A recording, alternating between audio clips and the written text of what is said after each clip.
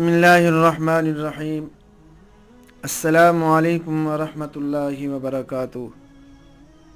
عزیزان محترم، عورت کے ذمے گھریلو خدمت ہے۔ آج میں آپ کو اس بارے میں حدیث سنانے لگا ہوں۔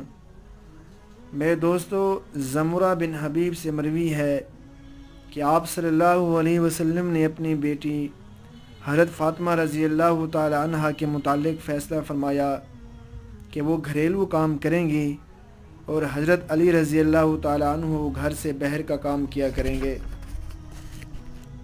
ابن قیم رحمۃ اللہ علیہ نے زاد المعاد میں ابن حبیب کی الواضحہ سے نقل کرتے ہوئے لکھا ہے کہ آپ صلی اللہ علیہ وسلم نے حضرت علی کرم اللہ وجہہ اور حضرت فاطمہ رضی اللہ تعالی عنہا کے درمیان فیصلہ کرتے ہوئے جب انہوں نے خدمت اور کام کے متعلق شکایت کی، فرمایا کہ فاطمہ تو گھر کے اندر کا کام انجام دے گی اور حضرت علی رضی اللہ تعالی عنہ گھر سے باہر کا کام کیا کریں گے۔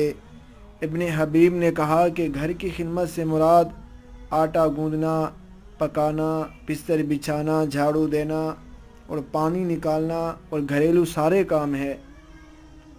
میرے دوستو، اس سے معلوم ہوا کہ عورت کے ذمہ گھریلو تمام کام کو انجام دینا اور گھر کے نظم کو صحیح اور بہتر سے چلانا ہے۔ گھریلو کام میں کھانا پکانا، کپڑے بستر کی صفائی کا انتظام کرنا، گھر کی صفائی، جھاڑو وغیرہ کا کام کرنا اور گھریلو تمام اشیاء کی حفاظت اور بچوں کی دیکھ بھال، تربیت اور نگرانی ہے۔ خلا وغیرہ کا نظم اور اس کی صفائی اور تمام کام اور برتنے والے سامانوں کی نگرانی اور دیکھ بھال اس کے ذمے ہے۔